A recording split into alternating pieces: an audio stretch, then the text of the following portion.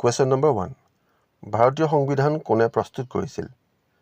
ইয়াৰ শুদ্ধ অপশ্যন হ'ব অপশ্যন খ সংবিধান সভাই কুৱেশ্যন নম্বৰ 2 ভাৰতীয় সংবিধানখন কেতিয়া গ্ৰহণ কৰা হৈছিল শুদ্ধ অপশ্যন হ'ব অপশ্যন গ 1949 চনৰ 26 নৱেম্বৰত কুৱেশ্যন নম্বৰ 3 ভাৰতীয় সংবিধানখন কেতিয়াৰ পৰা কাৰ্যকৰী কৰা হয়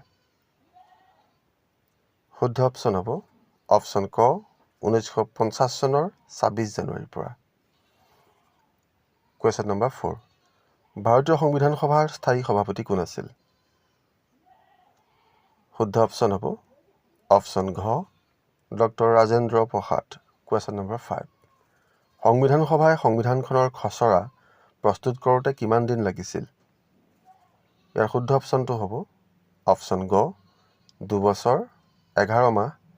আৰু 18 দিন কুৱেশ্যন নম্বৰ 6 সংবিধান খচৰা কমিটিত থকা অসমৰ সদস্যজন কোন আছিল ইয়াৰ শুদ্ধ অপশ্যনটো হ'ব অপশ্যন গ সৈয়দ মোহাম্মদ ছাদুল্লাহ কুৱেশ্যন নম্বৰ 7 ভাৰতীয় সংবিধানখনৰ বৰ্তমান অনুসূচী কিমান শুদ্ধ অপশ্যন হ'ব অপশ্যন ক 12টা কুৱেশ্যন নম্বৰ 8 কিমান চনত ভাৰতীয় সংবিধানৰ প্ৰথম সংশোধন কৰা হয় শুদ্ধ অপশ্যনটো হ'ব অপশ্যন ঘ 1951 চনত কুৱেশ্যন নম্বৰ 9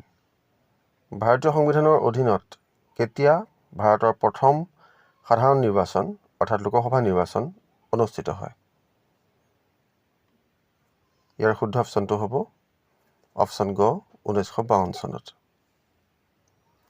কুৱেশ্যন নম্বৰ 10 সংসদৰ যুটীয়া অধিৱেশন কোনে আহ্বান কৰিব পাৰে শুদ্ধ অপশ্যনটো হ'ব অপশ্যন ঘ লোকসভাৰ অধ্যক্ষই কুৱেশ্যন নম্বৰ 11 সংবিধানৰ কোনটো অনুচ্ছেদত প্ৰতিখন ৰাজ্যৰ বাবে একোজনকৈ ৰাজ্যপাল নিযুক্তিৰ ব্যৱস্থা কৰা হৈছে 4টা অপশ্যনৰ ভিতৰত শুদ্ধ অপশ্যনটো হ'ব অপশ্যন গ 153 নং অনুচ্ছেদত কুৱেশ্যন নম্বৰ 12 উচ্চতম ন্যায়ালয়ৰ ন্যায়াধীশ এজনে কিমান বছৰ বয়সত অৱসৰ গ্ৰহণ কৰে শুদ্ধ অপশ্যন হ'ব অপশ্যন গ 65 বছৰ বয়সত কুৱেশ্যন নম্বৰ 13 লোকসভাৰ নিৰ্বাচনত প্ৰতিদ্বন্দ্বিতা কৰা প্ৰাৰ্থী এজনৰ নিম্নতম বয়স কিমান হ'ব লাগিব শুদ্ধ অপশ্যনটো হ'ব অপশ্যন খ 25 বছৰ কুৱেশ্যন নম্বৰ 14 ৰাজ্যসভাৰ সদস্য এজনৰ নিম্নতম বয়স কিমান শুদ্ধ অপশ্যন হ'ব অপশ্যন খ 30 বছৰ কুৱেশ্যন নম্বৰ 15 ভাৰতীয় সংবিধানৰ কোনটো অনুচ্ছেদে শিক্ষাৰ অধিকাৰৰ বিষয়ে আলোচনা কৰে